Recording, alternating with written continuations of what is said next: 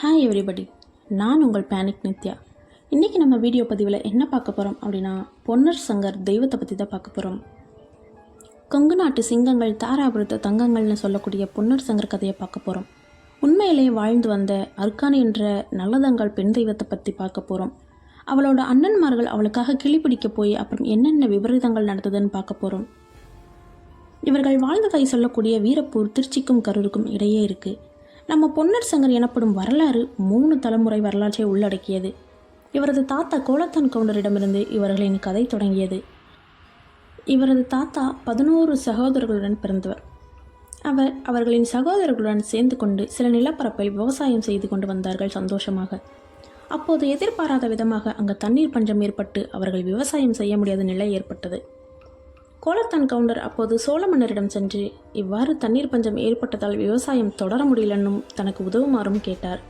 சோழ மன்னரும் அவருக்கு விவசாயம் பண்ண ஒரு இடங்களை கொடுத்து விவசாயம் செய்து கொள்ள சொன்னார். அவர் அந்த இடத்தில் நல்ல முறையில் விவசாயம் செய்து வந்தார். கோலத்தான் கவுண்டர் சகோதரர்களும் உடனே மன்னரை சந்தித்து தனக்கும் உதவுமாறு கேட்டார்கள். மன்னரும் சரின்னு சொல்ல இவர்களுக்கும் விவசாய நிலம் கிடைத்தது. சோழ பூமியை செல்வ பூமியாக பயிர்களை வளர்த்து வந்தனர். இவர்களின் விவசாய திறனை கண்ட மன்னர் நாட்டின் சின்ன சின்ன இடங்களை கொடுத்து விவசாயம் செய்து வர சொன்னார். அந்த பகுதியிலும் விவசாயம் செய்து செழிப்பாக இருந்தார்கள்னு சொல்லப்படுது. கோலத்தான் கவுண்டருக்கு குழந்தைகள் இல்லை, ஆனால் அவரின் சகோதரர்கள் குழந்தைகளுடன் இருந்தார்கள் மகிழ்ச்சியோடு. கோலத்தான் கவுண்டர் தனது மனைவியை கூட்டிக் கொண்டு கோவில் கோவிலாக அலைந்தார். ஏதாவது ஒரு தெய்வம் நமக்கு குழந்தை வரம் கொடுக்கும் என்ற நம்பிக்கையில். இவர் வேண்டுதல் ஏற்ற கடவுள் இவருக்கு ஒரு ஆண் குழந்தையை கொடுத்தார்கள்.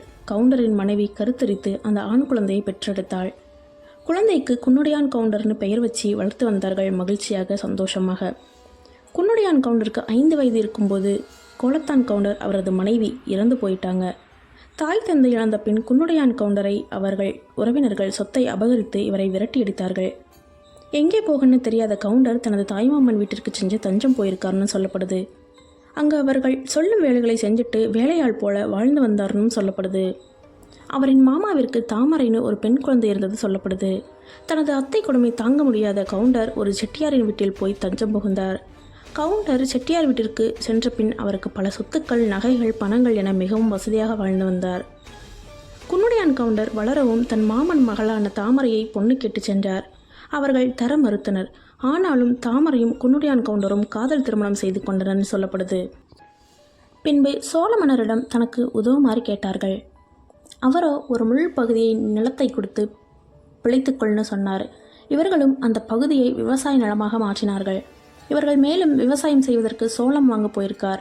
போன இடத்தில் வறுத்த சோளம் கொடுத்து அனுப்பியிருக்கிறாங்க. இவர் வளர்ச்சியை பார்த்தவர்கள் இவர் எப்படியாவது இந்த நிலத்தை விட்டுட்டு போயிடணும்னு நினச்சிருக்கிறாங்க.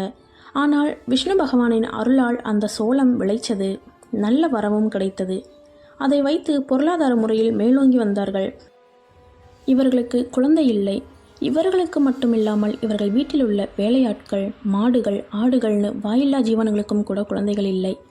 இவர்கள் இருவரும் பல கோவில்களுக்கு சென்று வந்தார்கள்.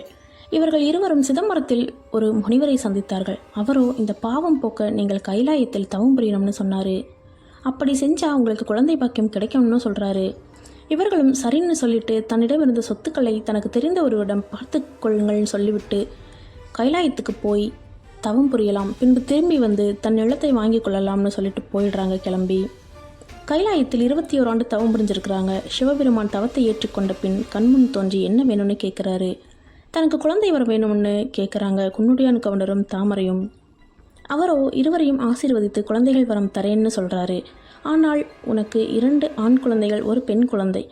அதில் அவர்கள் 16 வயது வரை மட்டும்தான் இருப்பார்கள்னு சொல்கிறாரு. அதற்கு பின் 100 வருடங்கள் வாழ்ந்தால் என்ன பேரும் புகழும் பெறுவார்களோ அதைவிட பல மடங்கு பெறுவார்கள்னு சொல்கிறாரு. குழந்தை வரத்தை வாங்கிட்டு மறுபடியும் இவர்கள் இடத்திற்கே வந்தார்கள், குன்னுடையான் கவுண்டரும் தாமரையும். அப்போது இவர்கள் தலையூர் காளியிடம் தன் சொத்துக்களை கேட்டபோது அவர் தர மறுத்தார். சரின்னு மறுபடியும் அந்த செட்டியார் வீட்டுக்கு சென்று வாழ்ந்து வந்தார்கள். அங்கு தாமரை கருத்தரித்தாள். வயிற்றில் சிவபெருமான் சொன்னது போல 3 குழந்தைகள் இருக்கும்னு மிகவும் சந்தோஷப்பட்டாள். 2 ஆண் குழந்தை, ஒரு பெண் குழந்தை சில மாதங்களில் நம் கையில் இருக்கும்னு நினச்சி மிகவும் சந்தோஷப்பட்டாள். இதை அறிந்த தலையூர் காளி அவர்களுக்கு ஆண் குழந்தை பிறந்தால் சொத்துக்களை மீட்க வருவார்கள். எனவே ஆண் குழந்தை பிறந்தால் எப்படியாவது அழித்து விட வேண்டும், பெண் குழந்தை பிறந்தால் பொழைச்சி போகட்டும்னு யோசிக்கிறான்.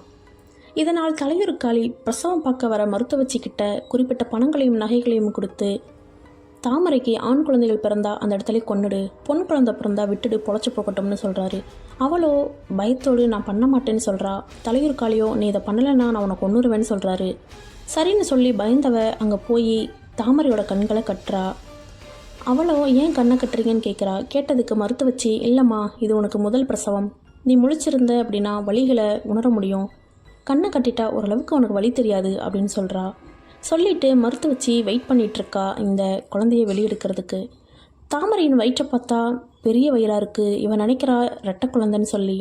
சரி காத்திருப்பொண்ணு அந்த வலியை கொஞ்சம் கொஞ்சமாக பிரசவ வலியை உருவாக்கி குழந்தை வெளியே வர்ற நேரத்தில் மருத்துவச்சி மயங்கிடுறா. அப்போது மாயவன் தாமரையின் முன் தோன்றி தாமரைக்கு தெரியாமல் வலது விழா எலும்பின் மூலம் பொன்னரையும் இடது விழா எலும்பின் மூலம் சங்கரையும் எடுக்கிறாரு. எடுத்துட்டு அவர்களின் குலதெய்வமான செல்லாண்டியம்மனிடம் கொடுத்து, பிள்ளைகளை பத்திரமா வச்சுக்கோ, குறிப்பிட்ட நாட்களுக்கு அப்புறம் நான் சொல்லும்போது அதுக்கான விளைவுகளை அவங்க அனுபவிக்கட்டும் அப்படின்னு சொல்கிறாரு.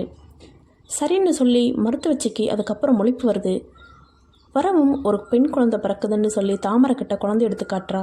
தாமரைக்கு 3 குழந்தைகள் பெற்றது போல உணர்வுகள் இருக்குது. ஆனால் இவ்வளோ ஒரு குழந்தையை நீட்டுறா. அதற்கு பின்பு தாமரை தன் மனதை தேத்திக்கிறா. சரி, சிவபெருமான் நமக்கு ஒரு குழந்தை தான் கொடுத்துருப்பார் போல, நம்மளோட நினைவுகள் 3 குழந்தை பெற்றது போல இருந்திருக்கு அப்படின்னு தாமரை மனசை தேத்திக்கிறா. பெரியாண்டி அம்மனும் பொன்னரையும் சங்கரையும் நல்ல பயிற்சி கொடுத்து வளர்த்துருக்குறாங்க. அதாவது யார் இவங்கக்கிட்ட சண்டை போட்டாலும் இவங்க தான் ஜெயிக்கிற மாதிரி வச்சுருக்குறாங்க. பல வித்தைகளையும் கற்றுக் கொடுத்து தைரியமானவனாகவும் திடமானவனாகவும் வளர்த்து வச்சுருக்குறாங்க. இந்த இடத்துல பெரியகாண்டி அம்மனை பற்றி சொல்லியே ஆகணும்.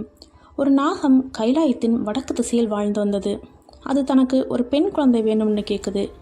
சிவபெருமானோ சரின்னு சொல்கிறாரு. ஆனால் அந்த நாகம் எனக்கு பார்வதி தேவியே குழந்தையாக வேணும்னு கேட்குது. விருமலைக்கு போய் வெள்ளை சிகரத்தை பார்ன்னு சொல்கிறாரு சிவன். இதை ஏற்ற பெரியகாண்டி அம்மனும் அந்த நாகம் ரூபத்தில் பயணித்தை தொடங்கினார். இவர்களின் பாதுகாப்பிற்கு கன்னிமார் தெய்வங்களும் உடன் வந்தனர்.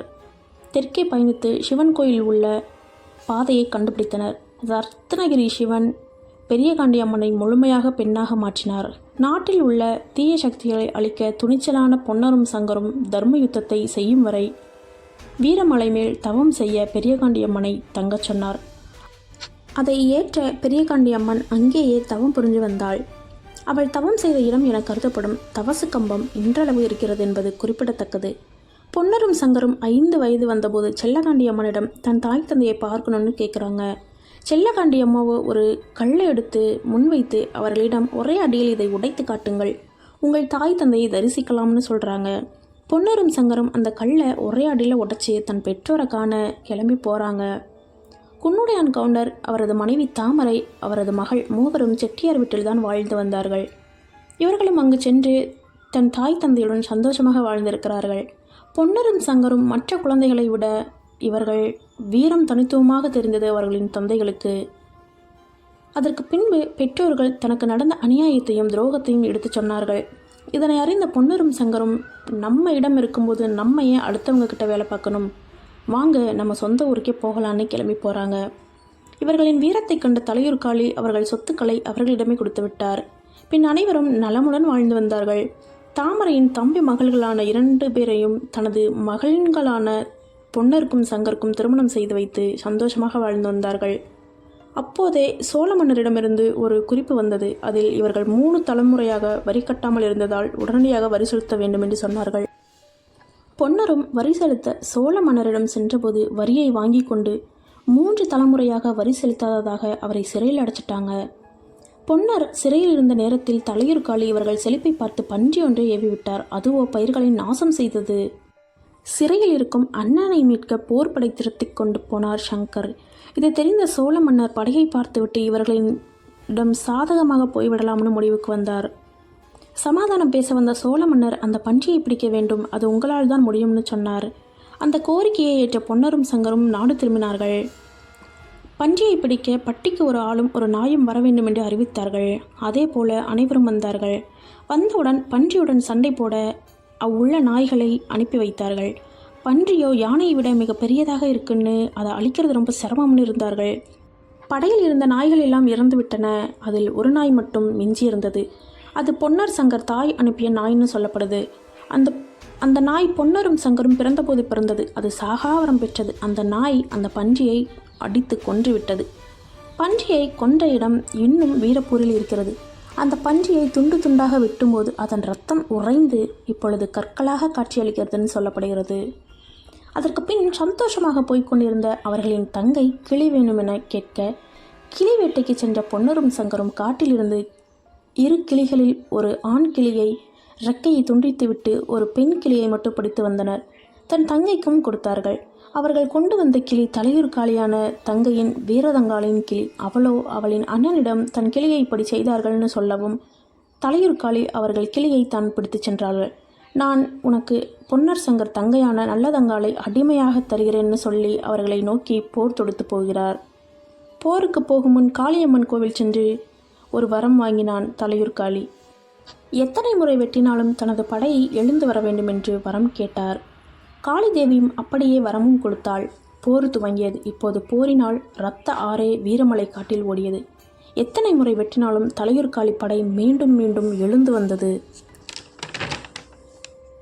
போரில் மாயவர் வாழைத்தண்டு ஒன்றை எடுத்து அம்பை உருவாக்கி அதை சங்கரின் நெற்றியை நோக்கி எய்தார். அது சங்கரின் நெற்றியில் காயத்தை ஏற்படுத்தியது. சங்கர் தன் 16 வயதுடன் தனது ஆயுள் பூர்த்தியாவதை உணர்ந்தார். அதனால்தான் மாயவர் இப்படி செய்து நமக்கு நினைவூட்டுகிறார்னு நினைக்கிறார். மட்டப்பாறை எனும் இடத்தில் அவர் வாளை நேராக நிற்க வைத்து அந்த வாளில் தானாக விழுந்து இறந்துவிட்டார். இதை பார்த்த அண்ணன் பொன்னரும் தன் தம்பி இல்லாத இடத்தில் நானும் இருக்க மாட்டேன் என கூறி அவரும் தன் வாளை நேராக நிறுத்தி அதன் மேல் விழுந்து தன் உயிரை மாய்த்து கொண்டார். இதனைத் தொடர்ந்து அவர்களின் நண்பனை சாம்பவானும் கம்பியை வளைத்து அதன் மேல் விழுந்து இறந்து விடுகிறார். 2 அண்ணன்களும் இறந்த செய்தி கேட்ட தங்கை இடத்திற்கு ஓடி வந்தாள். அப்போது ஒரு இடத்தில் அவளுக்கு தண்ணீர் தாகம் ஏற்பட்டு இதற்கு மேல் ஓட முடியாத நிலை உருவானது. அங்கேயே ஒரு மரத்தடியில் அமர்ந்து அழவும் ஆரம்பித்தாள். அந்த நேரத்தில் மாயவர் ஒரு அம்பை எய்து அங்கு தண்ணீரை வர வைத்தார். அந்த தண்ணீரை குடித்த தங்கை மீண்டும் அழ ஆரம்பித்தாள். நல்லதங்காள் தண்ணீர் அருந்திய இடம் வீரமலை பகுதியில் இன்றும் இருக்குன்னு சொல்லப்படுகிறது. அங்கு எவ்வளவு தண்ணீர் பஞ்சம் வந்தாலும் அந்த இடத்தில் தண்ணீர் வற்றுவதில்லைன்னு சொல்கிறது. தன் அண்ணன்களுக்கு ஏற்பட்ட நிலையை பார்த்து நல்லதங்காள் மனம் வருந்தி அவர்களின் குலதெய்வமான செல்லாண்டியம்மனை வேண்டி அவளின் சகோதரர்களை மீண்டும் உயிர்த்தெழச் செய்தாள். ஆனால் மீண்டும் உயிர்த்தெழுந்து வந்த பொன்னரும் சங்கரும் இறந்தவர்கள் அனைவரும் மீண்டும் வந்தால் இந்த பூமி தாங்காதுன்னு சொல்லிட்டு மீண்டும் இறந்து விடுகிறார்கள். நீங்கள் இல்லாத பூமியில் நான் வாழ்ந்து என்ன செய்ய போகிறேன்னு பொன்னர் சங்கரின் தங்கையான நல்லதங்காள் அங்கேயே தன்னோட உயிரை மாய்த்து விடுகிறாள். அதற்கு பின் பொன்னர் சங்கர் நல்லதங்காள் சாம்பவானும் அங்கேயே தெய்வமாக மாறிவிடுகிறார்கள். அன்று முதல் இன்று வரை வேண்டுவோருக்கு வேண்டுமரம் அளித்து காத்து வருகிறார்கள். இவர்கள் பஞ்ச பாண்டவர்களின் மறுபிறவையாகவும் கருதப்படுகிறார்கள். இதுவே பொன்னர் சங்கர் வரலாறாகும்.